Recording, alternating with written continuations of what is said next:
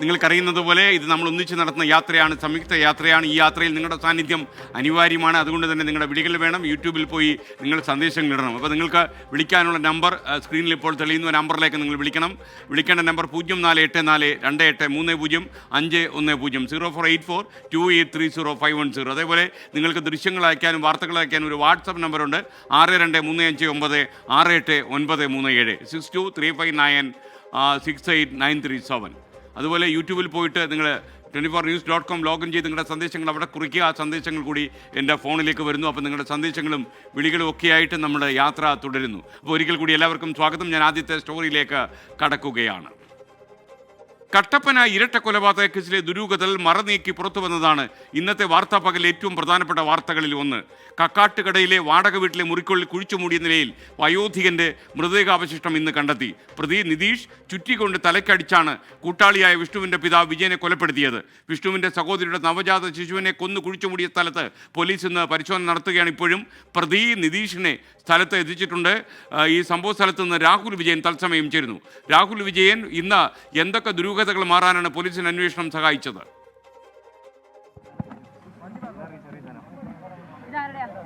ഈ കാഞ്ചിയാറിലെ വീട്ടിൽ കൊല ചെയ്ത് കുഴിച്ചു മൂടിയിട്ടുണ്ട് എന്ന് പറയപ്പെടുന്ന വിജയന്റെ മൃതദേഹാവശിഷ്ടങ്ങൾ കണ്ടെത്താൻ വേണ്ടി പോലീസിന് കഴിഞ്ഞു എന്നുള്ളതാണ് ഏറ്റവും പ്രധാനപ്പെട്ട കാര്യം. അത് ഈ പ്രധാന പ്രതിയായിട്ടുള്ള നിതീഷ് പറഞ്ഞതനുസരിച്ച് കാഞ്ചിയാറിലെ വീടിന്റെ തറ പൊളിച്ച് പോലീസ് പരിശോധന നടത്തി.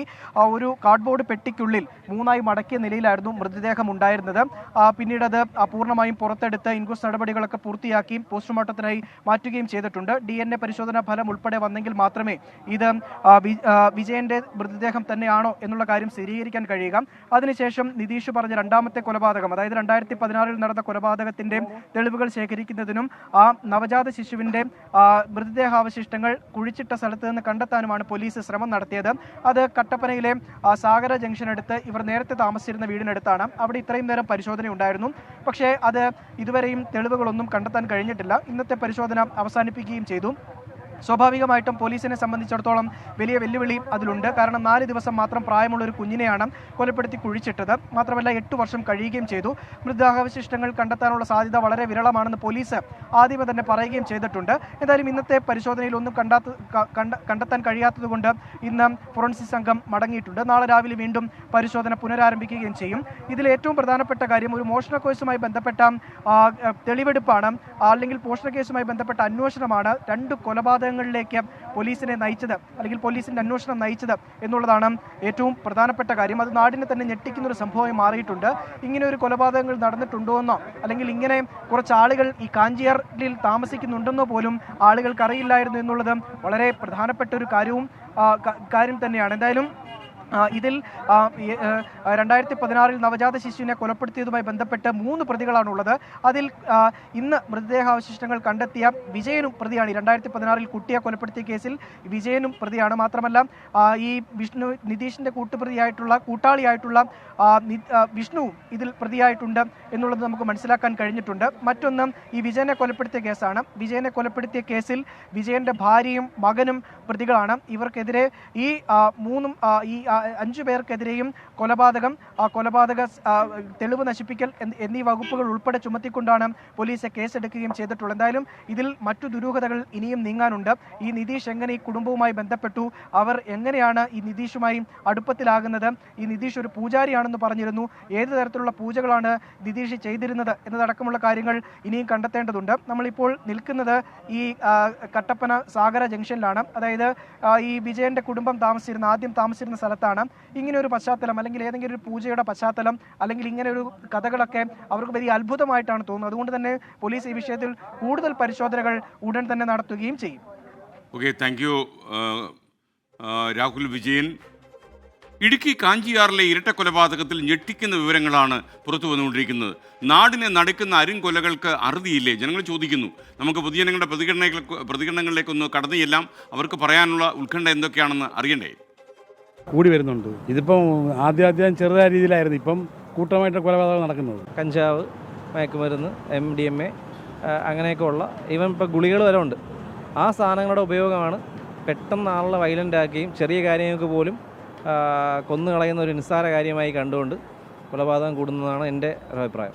അതെ അതെ, ഈ നാടിനെ സംബന്ധിച്ചിടത്തോളം ഇതൊരു ഞെട്ടിക്കുന്ന സംഭവം തന്നെയാണ്. ഈ നാട്ടിലെല്ലാവരും സമാധാനപരമായിട്ട് ജീവിക്കുന്ന ആൾക്കാരാണ്. ഇവർ പുറത്തുനിന്ന് വന്നതാണ്, 8 മാസങ്ങൾക്ക് മുമ്പാണ് വന്നത്. ഈ ഇവിടെ താമസം തുടങ്ങിയ പിന്നെ ഈ നാട്ടുകാരെ തൊട്ടയൽവക്കത്തുള്ളവർക്ക് ഇതുമായിട്ട് യാതൊരു ബന്ധങ്ങളുമില്ല, കാര്യമായിട്ടും പരിചയങ്ങളുമില്ല. ഈ സംഭവം ഇതുപോലുള്ള ഒരു സംഭവം ഘട്ടപ്പണം നടന്നിട്ടില്ല. ഇത് ആദ്യമായിട്ട് കേൾക്കുന്ന സംഭവം, ഞെട്ടിക്കുന്ന സംഭവമല്ല. അത്ഭുതമായിപ്പോയി. ഇവിടെ ആദ്യമായിട്ടുള്ളൊരു സംഭവമാണ്, ഒരു സംശയം ആദ്യമായിട്ടുണ്ടായിട്ടുള്ളത്. ആരെയും കണ്ടിട്ടില്ല ഇവിടെ. ഞാൻ ഈ സംഭവം അറിയുമ്പോൾ ഞങ്ങളെല്ലാവരും അറിയുന്നു. ഞങ്ങൾ കുഞ്ഞുങ്ങളെയൊക്കെ തന്നെ ഒറ്റയ്ക്ക് ഇരുത്തി വീട്ടിൽ ഇരുത്തി എല്ലാവരും ജോലിക്ക് പോകുന്നവരാ. ഞങ്ങൾക്ക് ആദ്യമായിട്ട് ഇങ്ങനെ ഒരു സംഭവം ഇവിടെ ഇല്ല. ഞങ്ങൾ സ്ഥിരം നടക്കുന്ന വഴിയാണ്, ഒന്നും ഇതുവരെ കണ്ടിട്ടില്ല. ഒരു പ്രശ്നങ്ങളില്ലാത്ത ഒരു മേഖലയാണ് ഞങ്ങൾ. ആരെയും കണ്ടിട്ടില്ല, ഞാനിതുവരെ ഒന്നും കണ്ടിട്ടില്ല. ഒരു രാത്രിക്കൊക്കെ വരുന്നെന്നാ പറയുന്നത്, ഞങ്ങൾ കണ്ടിട്ടില്ല. എല്ലാവർക്കും ഭയങ്കര ഞെട്ടലായിപ്പോയി. ആരും അങ്ങനെ രാത്രിയിലൊന്നും അങ്ങനെ ഒരു വേളങ്ങളോ ഒന്നും ഒച്ചകളോ ഒന്നും ഇവരൊന്നും കേൾക്കുന്നില്ല. ഞങ്ങൾക്ക് വളരെ ഞെട്ടലാണ് ഉണ്ടാക്കിയത്. കാരണം നമ്മൾ ദൃശ്യം സിനിമയിലാണ് നമ്മൾ ആദ്യമായിട്ട് ഇങ്ങനെ ഒരു തറയുടെ കീഴിൽ ഒരാളെ കുഴിച്ചിടുക എന്നൊക്കെ പറഞ്ഞു കേട്ടു. പക്ഷേ 6-7 മാസം ആയിട്ട് ഇവിടെ ഈ വീട് അടഞ്ഞു കിടക്കുന്ന പോലെ തന്നെയാണ് പുറത്തുനിന്ന് നോക്കുമ്പോൾ കാണുന്നത്. എപ്പോഴും പുറത്തെ ഡോറ് പൂട്ടിയാണ് ഇട്ടേക്കുന്നത്. ഇന്ന് ഇപ്പം തെളിവെടുപ്പിനായിട്ട് പ്രതികളെ ഇവിടെ കൊണ്ടുവന്ന് കഴിഞ്ഞിട്ട് നോക്കിയപ്പോഴാണ് ഇങ്ങനെ ആളുകൾ ഇവരാണ് ഉണ്ടായിരുന്നത് എന്ന് പോലും ഞങ്ങൾക്ക് മനസ്സിലായിട്ടുള്ളത്. സൂരജ് മാറനാട് അതുപോലെ കൃപാലാൽ വി ഒക്കെ ചോദിക്കുന്ന ഒരു കാര്യം, ഇന്ന് അവതാരപ്പുലികളില്ലേ എന്നുള്ളതാണ്. നമ്മൾ രാവിലെ തന്നെ അറിയിച്ചിരുന്നു, അവതാരപ്പുലികൾ നമ്മൾ ഈ തെരഞ്ഞെടുപ്പ് പ്രഖ്യാപനം ആസന്നമായിരിക്കെ ഒരുപാട് വാർത്തകളും പരിപാടികളൊക്കെ ഉൾപ്പെടുത്താനുണ്ട്. അതുകൊണ്ട് തന്നെ അതിനൊരു ചെറിയ ഇടവേള ഇട്ടിരിക്കുകയാണ്. അവതാരപ്പുലികൾ നമ്മൾ ഈ തെരഞ്ഞെടുപ്പ് കഴിഞ്ഞതിന് ശേഷം നമുക്ക് വീണ്ടും തുടങ്ങാം. അപ്പോൾ തൽക്കാലം തെരഞ്ഞെടുപ്പ് വാർത്തകളും അതുപോലെയുള്ള കക്ഷി രാഷ്ട്രീയക്കാരുടെ ഒരുപാട് അറിയിപ്പുകളും വാർത്തകളും ഒക്കെ സ്റ്റോറികളും ഒക്കെ വരുന്ന ഈ വേളയിൽ നമുക്ക് 3 മണിക്കൂർ മാറ്റിവെക്കാൻ കഴിയാത്ത ഒരു സാഹചര്യം ഉള്ളതുകൊണ്ട് പ്രിയപ്പെട്ട പ്രേക്ഷകർ ക്ഷമിക്കുക. അവതാരപ്പുലികൾക്ക് ചെറിയൊരു ഇടവേള എടുത്തിരിക്കുകയാണ്. ഇനി മറ്റൊരു സ്റ്റോറിയിലേക്ക്. കേന്ദ്ര തെരഞ്ഞെടുപ്പ് കമ്മീഷണർമാരെ നിയമിക്കുന്നതിനുള്ള സമിതി ഈ മാസം 15-ാം തീയതി ഡൽഹിയിൽ ചേരും. ഡിസംബറിൽ പാസാക്കിയ പുതിയ നിയമത്തിൻ്റെ അടിസ്ഥാനത്തിൽ പ്രധാനമന്ത്രിയുടെ അധ്യക്ഷതയിലാണ് യോഗം ചേരുക. 2 അംഗങ്ങളെയാണ് നിയമിക്കാനുള്ളത്. ആർ രാധാകൃഷ്ണൻ ഡൽഹിയിൽ നിന്നും ടെലിഫോണിൽ ചേരുന്നു. രാധാകൃഷ്ണൻ, പറയൂ വിശദാംശങ്ങൾ. SKN രാവിലെ തന്നെ ഈ ആഴ്ച തന്നെ ഇതുമായി ബന്ധപ്പെട്ടിട്ടുള്ള യോഗം ഉണ്ടാകുമെന്ന് റിപ്പോർട്ട് ചെയ്യപ്പെട്ടിരുന്നു. എന്നാൽ അതിന്റെ തീയതി ഇപ്പോൾ തീരുമാനിച്ചിരിക്കുകയാണ്. 15-ാം തീയതി ഈ യോഗം നടക്കും. 2 അംഗങ്ങളുടെ ഒഴിവാണ് ഉള്ളത്. നമുക്കറിയാവുന്ന പോലെ സുപ്രീം കോടതി ഇടപെടലിനെ തുടർന്ന് ചീഫ് ജസ്റ്റിസിനെ കൂടി ഉൾപ്പെടുത്തി സമിതി പുനഃസംഘടിപ്പിച്ചിരുന്നു. പക്ഷേ അതിനെ മറികടക്കാനായിട്ട് നിയമനിർമ്മാണത്തിലൂടെയാണ് കേന്ദ്ര സർക്കാർ തയ്യാറായത്. അങ്ങനെയുള്ള ഒരു സാഹചര്യത്തിലാണ് ഇപ്പോൾ ഈ യോഗം ചേരുക. പ്രധാനമന്ത്രി അധ്യക്ഷതയിൽ ചേരുന്ന യോഗത്തിൽ പ്രതിപക്ഷ നേതാവ്, രാജ്യസഭയിലെ പ്രതിപക്ഷ നേതാവായിട്ടുള്ള മല്ലികാർജ്ജുൻ ഖാർഗെ ഇതിന്റെ അംഗമായിട്ട് പങ്കെടുക്കും. ഒപ്പം നിയമമന്ത്രി ആണ് ഇതിന്റെ മറ്റൊരു അംഗമായിട്ടുള്ളത്. അങ്ങനെ ഈ സമിതി യോഗം ചേർന്ന് 2 കമ്മീഷണർമാരെ തെരഞ്ഞെടുക്കും. ആ കമ്മീഷണർമാരെ കൂടി ഉൾപ്പെടുത്തുന്ന വിധത്തിലുള്ള നടപടികളും വേഗത്തിൽ പൂർത്തിയാകുമെന്നാണ് ഇപ്പോഴത്തെ ഒരു സാഹചര്യം. പക്ഷേ ഈ തെരഞ്ഞെടുപ്പുമായി ബന്ധപ്പെട്ടിട്ടുള്ള നടപടിക്രമങ്ങൾക്ക് ഈ കമ്മീഷണർമാരുടെ നിയമനം വൈകുന്ന ഒരു സാഹചര്യം, അല്ലെങ്കിൽ ദിവസങ്ങൾ എടുക്കുന്ന ഒരു സാഹചര്യം, അത് തടസ്സമായി മാറില്ലെന്നാണ് ഇപ്പോഴത്തെ ഒരു സാഹചര്യം. തെരഞ്ഞെടുപ്പ് കമ്മീഷനിലെ ഈ തെരഞ്ഞെടുപ്പ് പ്രഖ്യാപനത്തിന് വേണ്ടിയിട്ടുള്ള ഒരുക്കങ്ങൾ തകൃതിയായിട്ട് നടക്കുന്നുണ്ട്. ഞായറാഴ്ചയായിട്ടുള്ള ഇന്നും ഓഫീസിൽ ഉദ്യോഗസ്ഥരെത്തുന്ന ഒരു കാഴ്ചയായിരുന്നു ഉണ്ടായിരുന്നത്. അതിനർത്ഥം ഈ ശനിയാഴ്ചയ്ക്ക് മുൻപ് മന്ത്രിസഭാ യോഗം നടക്കുന്ന ബുധനാഴ്ചയ്ക്ക് ശേഷം ആ പ്രഖ്യാപനം ഉണ്ടാകും എന്നത് തന്നെ. Okay, thank U. രാധാകൃഷ്ണൻ ഡൽഹിയിൽ നിന്നും ടെലിഫോണിൽ ചേർന്ന്.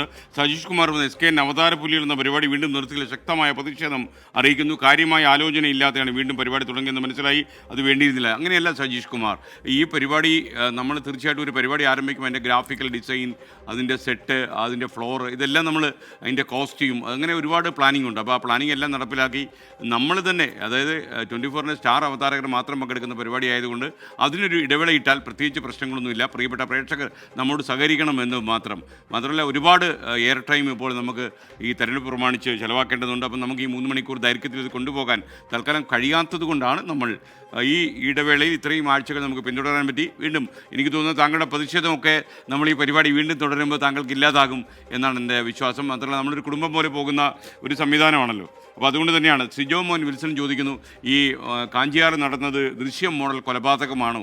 നമുക്ക് ദൃശ്യം മോഡലാണെന്ന് പറയാൻ കഴിയില്ല. പക്ഷേ ഇത്തരം സിനിമകൾ ആളുകളെ സ്വാധീനിക്കുന്നുണ്ടോ എന്ന് സംശയം തോന്നുന്ന സാഹചര്യം ഇത്തരം ഇരട്ട കൊലപാതകങ്ങൾ നമ്മെ അറിയിക്കുന്നു എന്നത് മറ്റൊരു കാര്യം. ഇനി നമുക്ക് മറ്റൊരു സ്റ്റോറിയിലേക്ക്. അപകടത്തിൽപ്പെട്ട വർക്കലയിലെ ഫ്ലോട്ടിംഗ് ബ്രിഡ്ജ് ചട്ടങ്ങൾ പാലിക്കാതെ നിർമ്മിച്ചതാണെന്ന് വിവരാവകാശ രേഖ പറയുന്നു. നിർമ്മാണത്തിൽ തീരദേശ പരിപാലന ചട്ടങ്ങൾ പാലിച്ചില്ലെന്നും കോസ്റ്റൽ സോൺ മാനേജ്മെൻറ്റിൻ്റെ അനുമതി ഇല്ലായിരുന്നെന്നും ഈ വിവരാവകാശ രേഖയിൽ പറയുന്നുണ്ട്. ടൂറിസം ഡയറക്ടർ PB നൂഹുവിൻ്റെ റിപ്പോർട്ടിൻ്റെ അടിസ്ഥാനത്തിൽ നടപടി ഉണ്ടാകുമെന്ന് പൊതുമരാമത്ത് മന്ത്രി PA മുഹമ്മദ് റിയാസ് വ്യക്തമാക്കിയിരുന്നു. സംഭവത്തിൽ ഇപ്പോഴും പ്രത്യാരോപണങ്ങൾ തുടരുകയാണ്. സാഹസിക ടൂറിസത്തിന്റെ ഭാഗമായി കൊട്ടിഘോഷിച്ച് ഉദ്ഘാടനം നടത്തിയ വർക്കലയിലെ ഫ്ലോട്ടിംഗ് ബ്രിഡ്ജ് മതിയായ സുരക്ഷാ മാനദണ്ഡങ്ങൾ പാലിക്കാതെയാണോ ഫ്ലോട്ടിംഗ് ബ്രിഡ്ജിന്റെ നിർമ്മാണം? സാഹസിക ടൂറിസത്തിന്റെ ഭാഗമായി ടൂറിസം വകുപ്പ് നിർമ്മിച്ചതാണ് ഫ്ലോട്ടിംഗ് ബ്രിഡ്ജ്. ജില്ലാ ടൂറിസം പ്രൊമോഷൻ കൗൺസിലാണ് നിർമ്മാണത്തിന് പിന്നിൽ. തീരത്തുനിന്ന് കടലിലേക്ക് ഏകദേശം 100 മീറ്റർ നീളത്തിലും 3 മീറ്റർ വീതിയിലുമായാണ് ഫ്ലോട്ടിംഗ് ബ്രിഡ്ജ് സ്ഥിതി ചെയ്യുന്നത്. 700 കിലോ ഭാരമുള്ള പ്രത്യേകമായി പാകിയ നങ്കൂരത്തിന്റെ ബലത്തിൽ ഏകദേശം 1400 പ്ലാസ്റ്റിക് ബ്ലോക്കുകൾ ചേർത്താണ് പാലത്തിന്റെ നിർമ്മാണം. നിശ്ചിത എണ്ണം സന്ദർശകർക്കാണ് പാലത്തിൽ കയറാനുള്ള അനുമതി. ഇന്നലെയും അങ്ങനെ തന്നെയായിരുന്നു. പക്ഷേ ഉയർന്ന തിരമാല ജാഗ്രത നിർദ്ദേശം ഉണ്ടായിട്ടും 60ഓളം ആളുകളെ ബ്രിഡ്ജിൽ കയറാൻ അനുവദിച്ചു ജീവനക്കാർ. അപ്രതീക്ഷിതമായി ബ്രിഡ്ജിന്റെ കൈവരികൾ തകർന്നു. സഞ്ചാരികൾ കടലിൽ വീണു. പരിക്കേറ്റവരിൽ 4 പേരുടെ നില ഗുരുതരമായി തുടരുന്നു.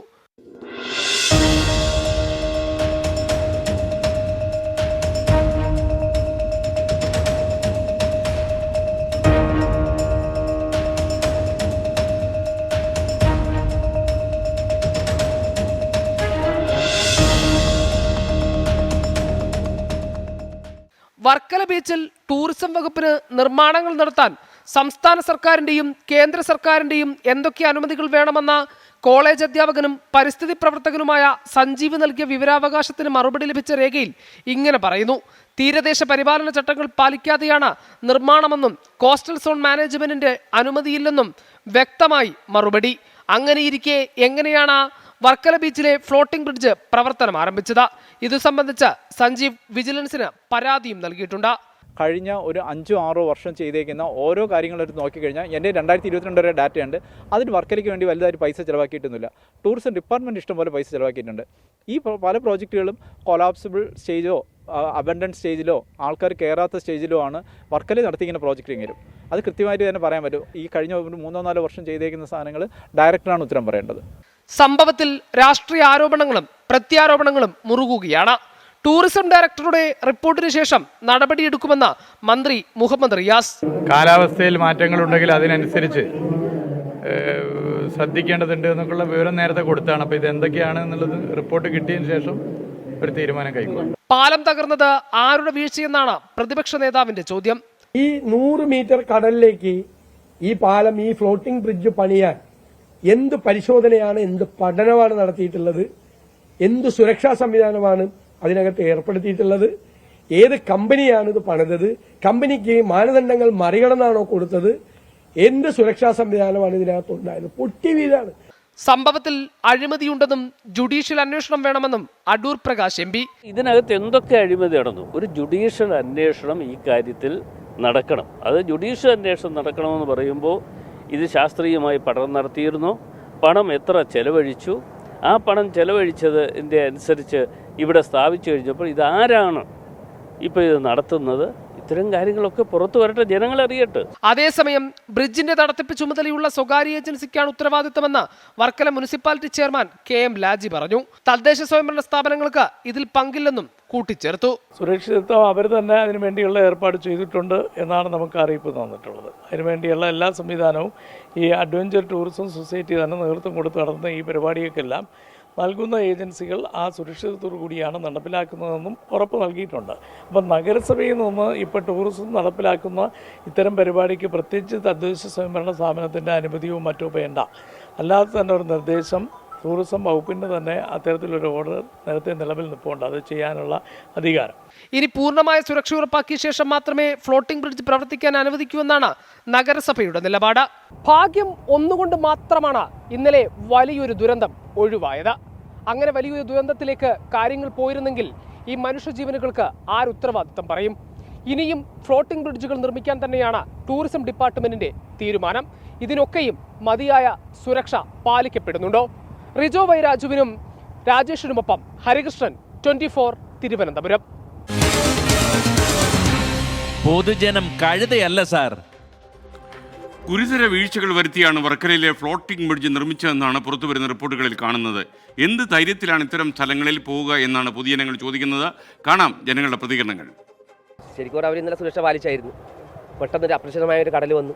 അങ്ങനെ വെച്ചാണ് പിന്നെ 5 വയസ്സിന് താഴെയുള്ളവർ അകത്തേക്ക് കയറ്റില്ല, 55 വയസ്സിനുള്ളവരും കയറ്റില്ല. പിന്നെ അവരെല്ലാ സുരക്ഷാ സംവിധാനങ്ങളും ജാക്കറ്റ് ഇട്ടിട്ടാണ് എല്ലാവരും അകത്തേക്ക് കയറ്റുന്നത്.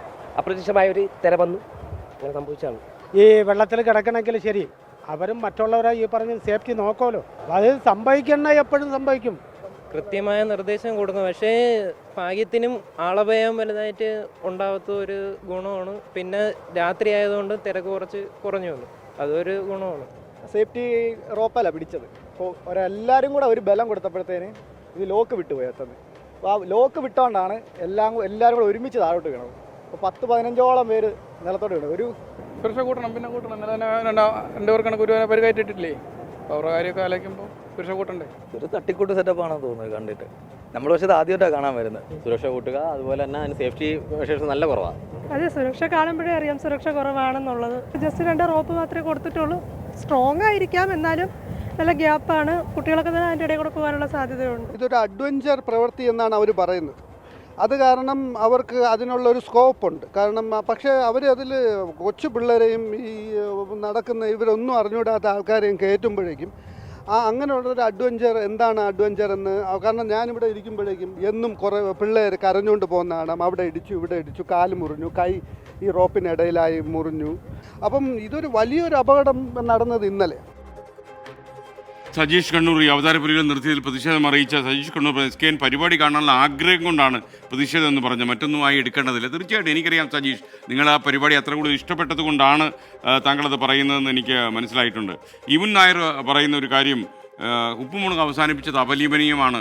താങ്കളെക്കാളും ഉപ്പുമുളകത്തിന് അവസാനിപ്പിച്ചു എന്നല്ല, അതിന് ഇടവേളയിട്ട് നമ്മളും വലിയ വിഷമത്തിലാണ്. കാര്യം ആളുകൾക്ക് അത് വിരസത അനുഭവപ്പെട്ട് തുടങ്ങിയെന്ന് ബോധ്യപ്പെടുമ്പോൾ നമ്മൾ ഒരുപാട് കാലം, പ്രത്യേകിച്ച് 8 കൊല്ലത്തോളമൊക്കെ ഒരു പരിപാടി നീണ്ടുപോയാൽ തീർച്ചയായിട്ടും കുറേ ആളുകൾക്ക് വിരസമായി തോന്നും. അപ്പോൾ ആ വിരസതയൊക്കെ മാറ്റി ഒരു ഇടവേള കഴിഞ്ഞ് വർദ്ധിത വീര്യത്തോടെ വരുമ്പോൾ നമുക്ക് ശക്തിയോടെ ഉപ്പുമുളകും കാണാൻ കഴിയും. ഉപ്പുമുളകും അവസാനിപ്പിച്ചിട്ടില്ല എന്ന് ഞാൻ ഒരിക്കൽ കൂടി പറയുന്നു.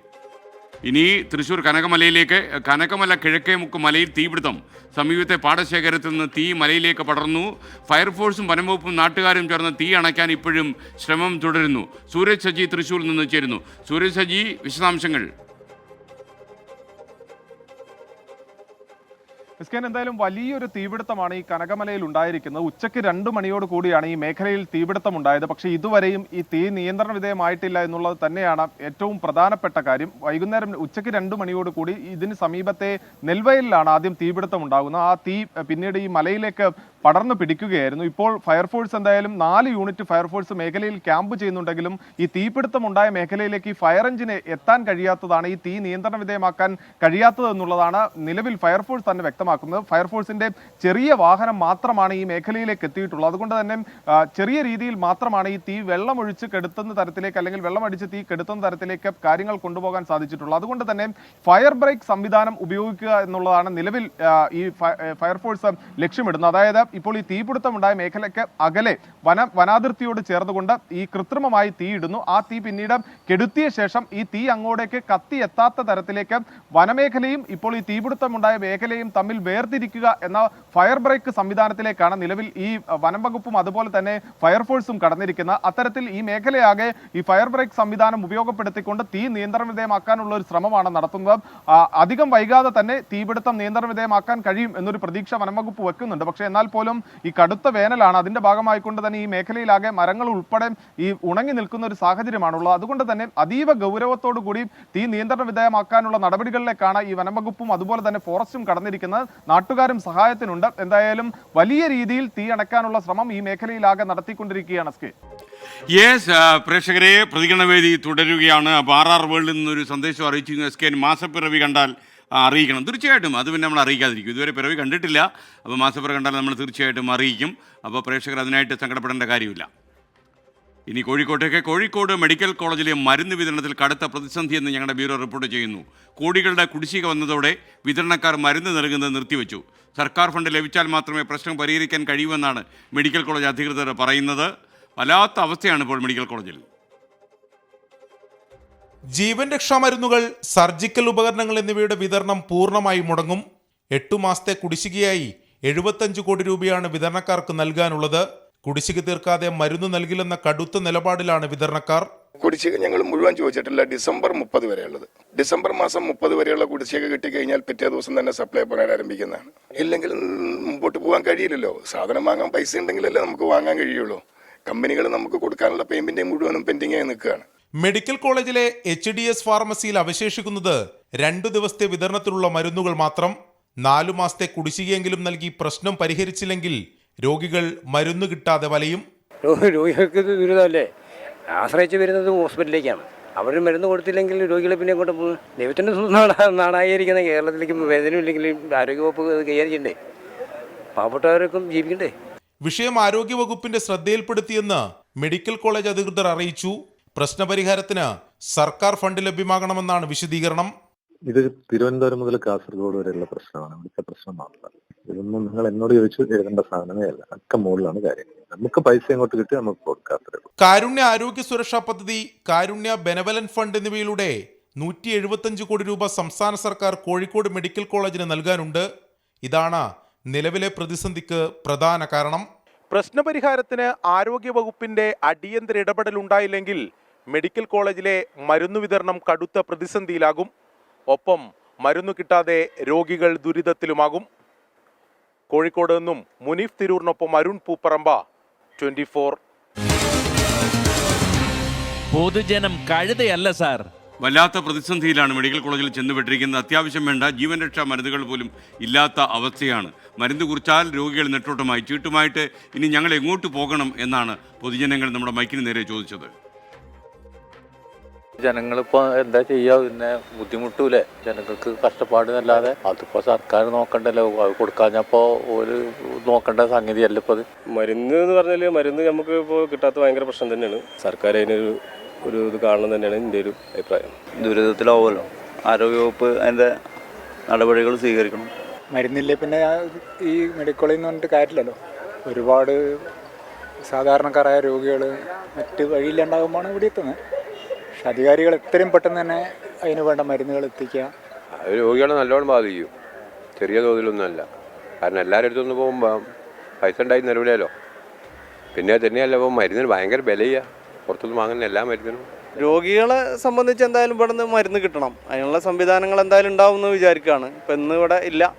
അപ്പോൾ എന്തായാലും അതിനുള്ളൊരു സംവിധാനം ഈ കേരളത്തിൻ്റെ സർക്കാർ ഉണ്ടാക്കും. ആരോഗ്യവകുപ്പിൽ ഇടപെടുന്നുള്ള തന്നെയാണ് വിശ്വാസം. നഹാസ് അഷ്റഫ് ചോദിക്കുന്നു, നാളെ നോമ്പാണോ എന്ന് ചോദിക്കുന്നു. അപ്പോൾ ശ്യാം ഹഷീം പറയുന്നത് സൗദിയിൽ നാളെയാണ്, ഏഷ്യൻ കൺട്രീസിൽ നാളെ പിറ കാണാൻ ചാൻസ് ഉണ്ട് എന്ന് പറയുന്നത്. അപ്പോൾ 12-ാം തീയതി ആകും റമദാൻ എന്നാണ് പറയുന്നത്. അപ്പോൾ നമുക്ക് നോക്കാം. ഇനി മറ്റൊരു സ്റ്റോറിയിലേക്ക്. 2 മാസമായി വേതനമില്ലാതായതോടെ ദുരിതത്തിലായിരിക്കുകയാണ് സംസ്ഥാനത്തെ റേഷൻ കടക്കാർ. ഫെബ്രുവരിയിൽ വ്യാപാരികൾക്ക് കമ്മീഷൻ തുക അനുവദിച്ചതായി ധനമന്ത്രി KN ബാലഗോപാൽ പറയുമ്പോഴും ഇതുവരെ പണം വ്യാപാരികളുടെ അക്കൗണ്ടിൽ എത്തിയിട്ടില്ല. ധനവകുപ്പ് പണം അനുവദിക്കാത്തതാണ് ഭക്ഷ്യവകുപ്പ് നേരിടുന്ന ഏറ്റവും വലിയ പ്രതിസന്ധി എന്നാണ് നമ്മൾ മനസ്സിലാക്കുന്നത്. പൊതുവിതരണ സംവിധാനത്തെ ശക്തിപ്പെടുത്തുമെന്ന് ആവർത്തിച്ചു പറയുന്ന ഒരു സർക്കാരുള്ള സംസ്ഥാനത്താണ് റേഷൻ വ്യാപാരികൾ കമ്മീഷന് വേണ്ടി കെഞ്ചുന്നത്.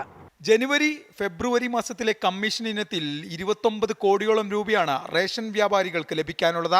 വ്യാപാരികൾക്ക് ജനുവരിയിലെ കമ്മീഷൻ നൽകാൻ 14.11 കോടി രൂപ അനുവദിച്ചതായി ധനമന്ത്രി KN ബാലഗോപാൽ വാർത്താക്കുറിപ്പ് ഇറക്കുന്നത് ഫെബ്രുവരി 28-ന്.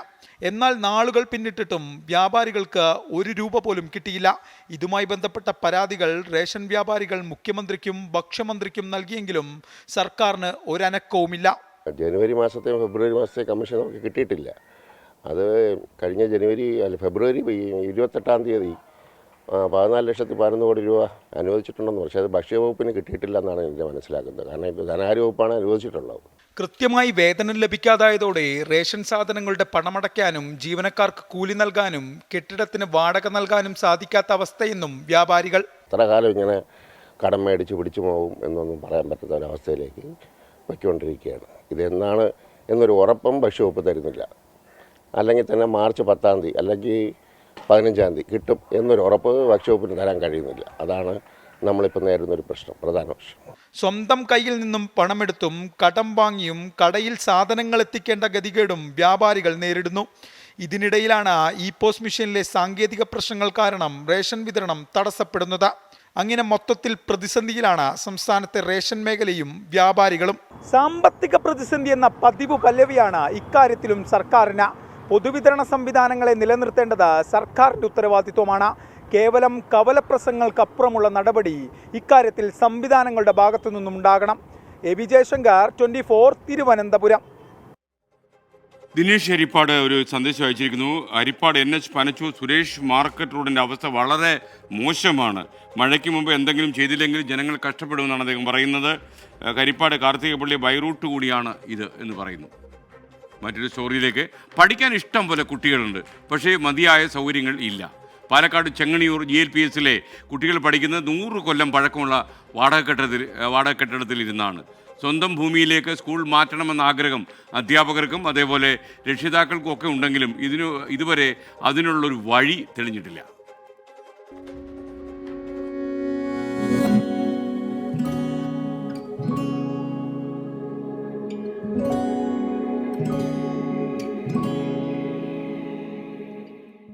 വർഷം പഴക്കമുള്ള ഒരു സ്കൂൾ കെട്ടിടമാണിത്. വിദ്യാഭ്യാസ വകുപ്പ് മന്ത്രി പറഞ്ഞതുപോലെ 5 സ്റ്റാർ ഹോട്ടലിനെ വെല്ലുന്ന സൗകര്യങ്ങൾ വേണമെന്ന് ഇവരാരും ആവശ്യപ്പെടുന്നില്ല. പക്ഷേ കുട്ടികൾക്ക് സുഖമായിരുന്ന് പഠിക്കാൻ കഴിയുന്ന സാഹചര്യം വേണം.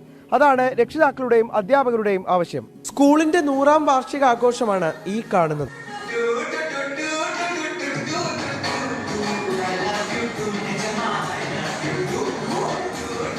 മിടുക്കരായ 253 കുട്ടികൾ പഠിക്കുന്നുണ്ട് ചെങ്ങണിയൂർ GLPSൽ. പക്ഷേ സ്കൂളിൽ മതിയായ സൗകര്യങ്ങളില്ല. ക്ലാസ് മുറികൾ 100 വർഷത്തിലധികം പഴക്കമുള്ളതാണ്. സമീപത്തെ UP സ്കൂളിന്റെ ശുചിമുറിയാണ് കുട്ടികൾ ഉപയോഗിക്കുന്നത്. സ്കൂൾ പരിസരത്താകെ ശുചിമുറിയിലെ ഗന്ധമാണ്. ഞങ്ങൾക്കിപ്പോൾ സ്ഥലമാണ് ആവശ്യം. സ്ഥലം കിട്ടിയാൽ നമുക്കൊരു കെട്ടിടം ഉണ്ടാക്കാം. ഇപ്പോൾ നമ്മളൊരു വാടക കെട്ടിടത്തിലാണ് കുട്ടികൾ. അവിടുത്തെ ഒരു ഇതിലാണ് ഒരു ബാത്റൂം സൗകര്യം പോലും അപ്പുറത്തെ UP സ്കൂളിനെയാണ് നമ്മൾ അഭിമുഖീകരിക്കുന്നത്. അപ്പോൾ അതിൽ കുട്ടികൾക്ക് ഒരുപാട് ബുദ്ധിമുട്ടുകളുണ്ട്. അവിടെ നമ്മളിപ്പോൾ ഇപ്പുറത്തെ സ്കൂളിലിരിക്കുമ്പോൾ നമുക്ക് കുട്ടികളുടെ സ്മെല്ല്, നമ്മളൊരു ഒരു PTA മീറ്റിങ്ങിന് പോയാലും ഭയങ്കര സ്മെല്ലാണ്. എല്ലാ കുട്ടികളും ഉപയോഗിക്കുന്നത് കൊണ്ടും പിന്നെ അവർക്ക് കളിക്കാനുള്ള സൗകര്യമില്ല. സമൂഹത്തിന്റെ നാനാ തുറകളിലും പെട്ട പ്രഗത്ഭർ പഠിച്ചിറങ്ങിയ ഒരു വിദ്യാലയമാണിത്. 100 വർഷം മുൻപ് എങ്ങനെയായിരുന്നു ഈ സ്കൂൾ കെട്ടിടത്തിന്റെ അവസ്ഥ, സമാന സാഹചര്യം തന്നെയാണ് ഇപ്പോഴും തുടരുന്നത്. പുതിയൊരു ഭൂമി കിട്ടുകയാണെങ്കിൽ കെട്ടിടം നിർമ്മിക്കാൻ വലിയ പ്രയാസം ഉണ്ടാകില്ലെന്നാണ് ഇവർക്ക് ലഭിച്ച മറുപടി. PTA-യും അധ്യാപകരുമെല്ലാം സ്കൂളിനൊരു ഭൂമിക്കായി ഇടപെടലുകൾ നടത്തിയെങ്കിലും ഒന്നും ഫലപ്രാപ്തിയിലെത്തിയില്ല. വളരെ ശോചനീയാവസ്ഥയാണ് സത്യം പറഞ്ഞാൽ ഈ സ്കൂളിലുള്ളത് ഇപ്പോൾ. അപ്പോൾ നമുക്ക് സർക്കാരിൻ്റെ ഭാഗത്തു നിന്ന് പുതിയൊരു കെട്ടിടവും സ്ഥലവും അതിലൊരു കെട്ടിടമൊക്കെ കിട്ടുകയാണെങ്കിൽ വളരെ ഭംഗിയായിക്കൊണ്ട് ഈ സ്കൂൾ കൊണ്ടുപോകാൻ കഴിയും. ഈ തെരഞ്ഞെടുപ്പ് കാലത്തെങ്കിലും സ്കൂളിനെ അധികൃതർ പരിഗണിക്കുമെന്ന പ്രതീക്ഷയിലാണ് അധ്യാപകരും രക്ഷിതാക്കളും. പൊതുവിദ്യാലയങ്ങൾ രാജ്യത്തിനാകെ മാതൃകയാകുന്ന കാലത്ത് ഒരൽപ്പം സൗകര്യങ്ങൾ ചെയ്തു നൽകിയാൽ കുട്ടികൾക്ക് ഏറ്റവും നല്ല വിദ്യാഭ്യാസം നൽകാൻ കഴിയുമെന്നാണ് കഴിവുറ്റ അധ്യാപകർ പറയുന്നത്. അതിനുവേണ്ടിയുള്ള പ്രയത്നമാകണം സർക്കാരിന്റെ ഭാഗത്തുനിന്നടക്കം ഉണ്ടാകേണ്ടത്. രാജീവ് സുദേവിനൊപ്പം പാലക്കാട് നിന്ന് നിഖിൽ പ്രമേഷ്, 24. 100ാം വാർഷികം ആഘോഷിക്കുന്ന ഒരു പള്ളിക്കൂടത്തിന് സ്വന്തമായി കെട്ടിടമില്ല എന്ന് പറയുന്നത് നമുക്ക് മനസ്സിലാക്കാൻ കഴിയാത്ത കാര്യമാണ്. 235ഓളം കുട്ടികളുള്ള LP സ്കൂളിനാണ് ഈ ദുരവസ്ഥ വന്നു ചേർന്നത്. സ്കൂളിന് സ്വന്തമായ ഒരു കെട്ടിടത്തിന് ഇനി എത്ര കൊല്ലം കാത്തിരിക്കേണ്ടി വരുമെന്നാണ് രക്ഷിതാക്കൾ നമ്മോട് ചോദിക്കുന്നത്. ഒപ്പം വിദ്യാർത്ഥികളും. സ്കൂളിൻ്റെ അവസ്ഥ എന്ന് പറഞ്ഞാൽ നമ്മളിപ്പോൾ വാടക കെട്ടിടത്തിലാണ് പ്രവർത്തിക്കുന്നത്. ഗവൺമെൻറ് സ്കൂളാണ്, സർക്കാർ സ്ഥാപനമാണ്. പക്ഷെ ഇപ്പോൾ സ്വന്തമായി കെട്ടിടമില്ല. വാടക കെട്ടിടത്തിൽ പ്രവർത്തിച്ചുകൊണ്ടിരിക്കുന്ന ഒരു സ്കൂളാണ്. 100 വർഷം മുമ്പുള്ള സൗകര്യങ്ങൾ തന്നെയാണ് ഇപ്പോഴും കെട്ടിടത്തിനുള്ളത്. ഒരു മാറ്റവും ഇല്ല.